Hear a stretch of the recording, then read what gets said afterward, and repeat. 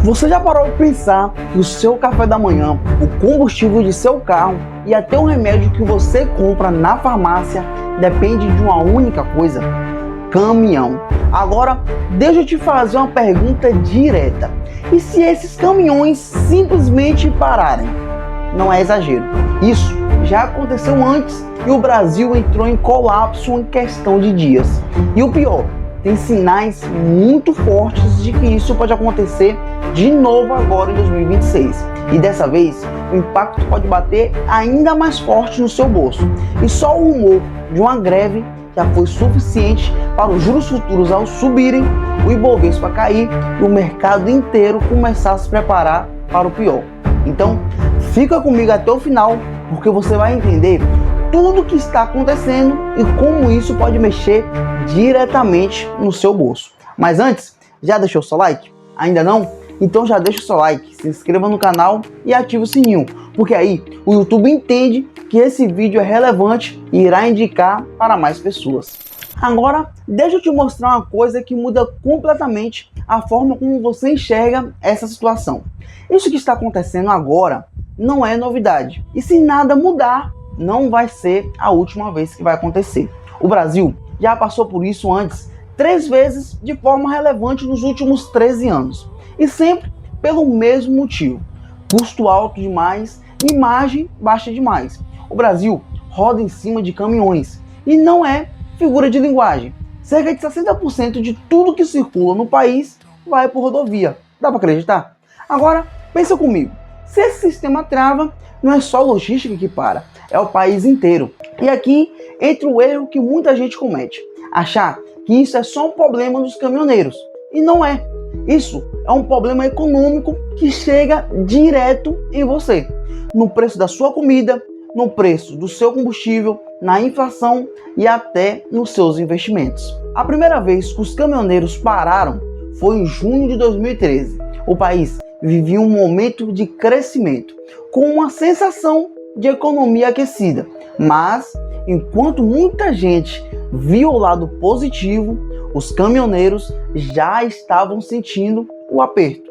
As principais reclamações eram o preço elevado do diesel, carga tributária pesada, custo por pedágio e falta de estrutura específica para o setor. Resultado? Paralisação por 4 dias.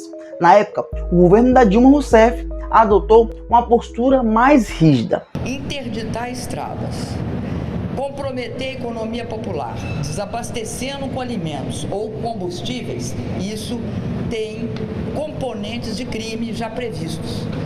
Não houve negociação direta no início e foram aplicadas penalidades pelos bloqueios nas estradas. A paralisação acabou sendo controlada, mas o principal problema continuou ali, intacto. 2 anos depois, a situação voltou. E pior, em 2015, o Brasil já estava mergulhado em recessão. A economia encolhendo, empresas fechando e o início do pedido de impeachment da Dilma. E o frete ficando cada vez mais escasso. E aí, o movimento ganhou uma nova característica. Além da pauta econômica, surgiram demandas políticas. A paralisação atingiu 12 estados e aconteceu em 2 momentos. Uma em fevereiro e março e em novembro. O governo, novamente da Dilma Rousseff, fez concessões, aprovou a chamada Lei dos Caminhoneiros e trouxe alguns ajustes regulatórios, mas o ponto central continuou sem solução: diesel caro e renda pressionada. Agora, presta muita atenção nisso aqui. 2018 foi completamente diferente e muito mais grave. Tudo começa com a mudança feita em 2016 pela Petrobras. Os preços dos combustíveis passaram a seguir o mercado internacional. Na prática, isso significa que se o petróleo sobe lá fora, sobe aqui também. Se o dólar sobe lá, sobe aqui. Do ponto de vista econômico, isso até faz sentido porque o dólar é a economia mais estável. Mas o problema foi o momento. Entre agosto de 2017 e maio de 2018, o diesel acumulou uma alta de 137,7% em menos de um ano. Agora, junta isso com outro fator. O Brasil vinha de uma recessão pesada. Segundo dados oficiais, a economia tinha encolhido cerca de 7,2% em 2015 e 2016, combinados. E quando a economia cai, o que acontece? Menos demanda por transporte, só que tem um detalhe importante. Entre 2009 e 2014, o número de caminhões no país cresceu cerca de 35%. Isso aconteceu por causa de crédito facilitado e incentivos do governo. Resultado? Muitos caminhões, pouco frete e custo subindo. A conta simplesmente deixou de fechar. Teve caminhoneiro relatando que rodava e voltava com prejuízo. A situação já estava no limite. Faltava só um gatilho e ele veio. 21 de maio de 2018, madrugada de segunda-feira. Os primeiros bloqueios começam principalmente na rodovia Dutra. Em poucas horas, o movimento se espalha. 21 estados no primeiro dia, 24 estados no dia seguinte, o país começou a parar. 23 de maio, a Petrobras anuncia uma redução temporária de 10% no diesel. Não foi suficiente. 24 de maio, a crise chega no dia a dia das pessoas. Ônibus reduzidos, postos sem combustíveis, supermercado esvaziando, fábricas parando.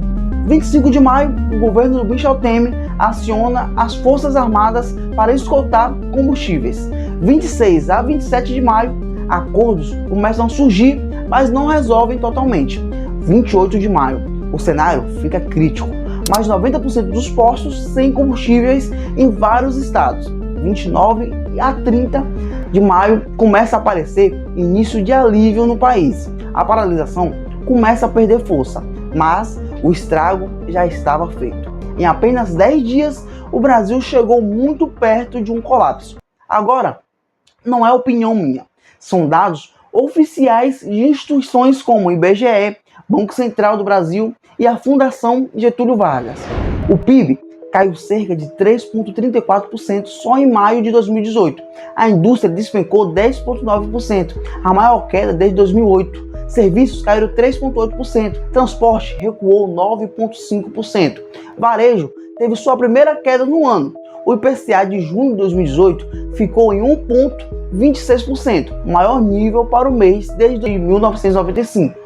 E olha os aumentos. Gasolina aumentou mais de 5%, etanol mais de 4,2%, leite 15,63%, frango 8%. O dólar encostou em 4 dólares, níveis psicologicamente fortes na época. A bolsa perdeu força e a expectativa de crescimento caiu de 2,6%. Isso representa cerca de 47,7 bilhões que deixaram de ser gerados. No agro, o prejuízo também foi brutal. 3 bilhões em aves e suínos, 64 milhões de animais perdidos, 1,2 bilhão em açúcar e álcool e 920 milhões em hortaliças, 630 milhões em carne bovina. Para encerrar a crise, o governo precisou ceder. O pacote custou cerca de 13,5 bilhões e para pagar isso aumentou impostos em alguns setores, cortou os gastos em outros, remanejou o orçamento. O impacto foi além da economia. A confiança no mercado foi abalada. A política de preços perdeu credibilidade. E até o então presidente da Petrobras, Pedro Parente, deixou o cargo. Agora, você entende o motivo do alerta atual? Porque o cenário de hoje tem muitos elementos parecidos. Diesel subindo rápido demais, pressão extrema no petróleo, insatisfação crescente e o mais importante, o sistema continua sendo o mesmo. Agora, presta atenção nisso aqui, porque é onde a maioria subestima o problema. Uma greve não começa com caos, ela começa com um detalhe e vira uma reação em cadeia.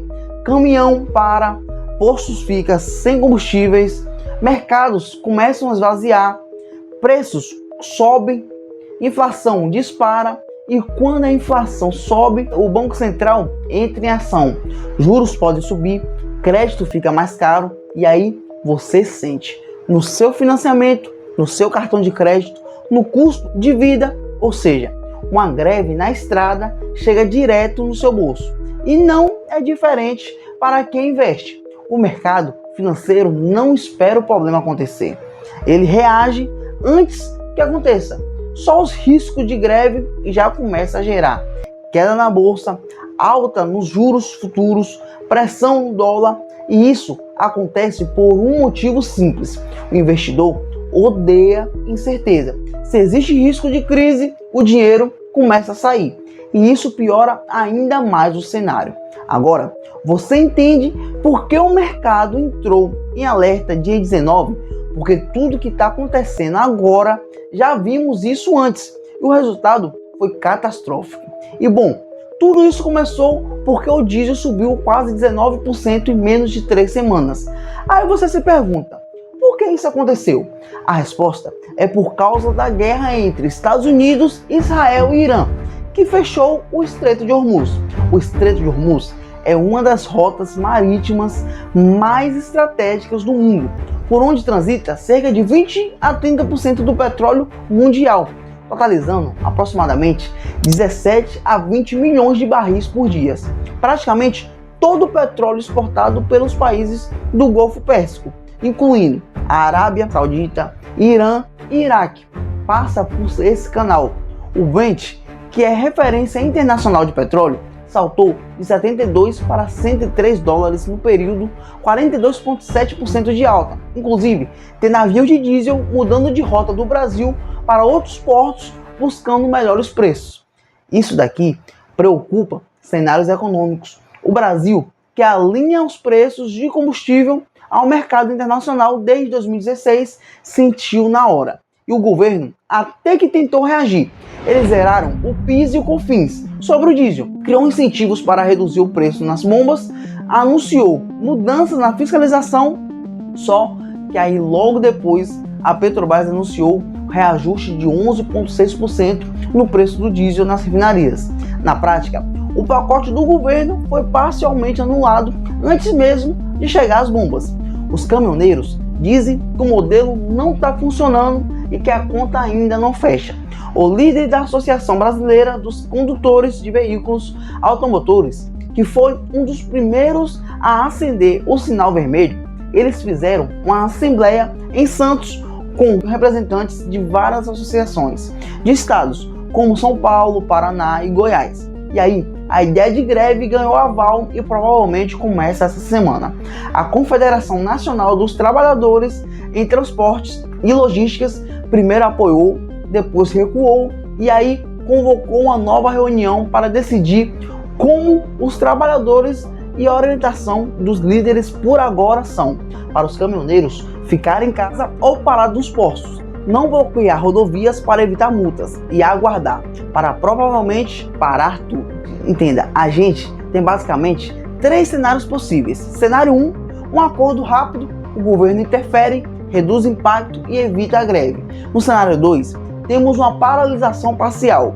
Algumas regiões param e já começam a faltar produtos. O cenário 3 seria uma greve forte. Aí sim, o efeito parecido com o que já aconteceu no passado. E aqui vai a verdade. Não precisa parar o país inteiro para dar problema. Poucos dias já são suficientes para gerar um impacto real. E se esse cenário avançar, você precisa entender 3 coisas. Inflação pode subir. Com isso, desvaloriza ainda mais a nossa moeda. Resumindo, o seu dinheiro perde valor mais rápido e o seu salário consegue comprar menos coisas do que você compra hoje. Segundo, o dólar pode subir em comparação ao real, encarece ainda mais produtos. E o terceiro motivo é o mercado ficando volátil. Muita gente toma a decisão errada no emocional e é aqui que a maioria perde dinheiro. Em 2018, a greve dos caminhoneiros gerou um prejuízo de 47,7 bilhões para o Brasil. Esse é o cálculo feito por economistas. Mas tem uma coisa que esse número não mostra. Ele não mostra a prateleira vazia na casa de quem precisava comprar comida. Ele não mostra hospital ligando com falta de insumos. Não mostra produção sendo interrompida, gente sem trabalhar e sem receber. E também não mostra o impacto silencioso no campo, com perdas que não voltam mais. E aqui está o ponto mais preocupante. Nada disso foi resolvido de verdade. O custo do diesel continua sendo um problema. A margem de quem transporta continua apertada. E o Brasil ainda depende de quase totalmente de caminhões para funcionar, ou seja, a estrutura continua a mesma. E quando a base não muda, o risco também não muda. No fim das contas, essa conta não desaparece. Ela só muda de forma e mais cedo ou mais tarde volta para o mesmo lugar, o bolso de todo brasileiro. Então, guarda isso. O caminhoneiro pode até parar o caminhão, mas o impacto não para na estrada. Ele chega no supermercado, no posto e principalmente na sua vida financeira. Agora me diz aqui embaixo, você acha que essa greve realmente vai acontecer? E mais importante, você está preparado para um cenário desses? Comente aqui embaixo o que você acha desse cenário e segue o Futuro de Valor, porque aqui sai vídeo todos os dias sobre o mercado financeiro e lembra, informação é o ativo mais importante que você tem e pode mexer direto com o seu bolso. Fui!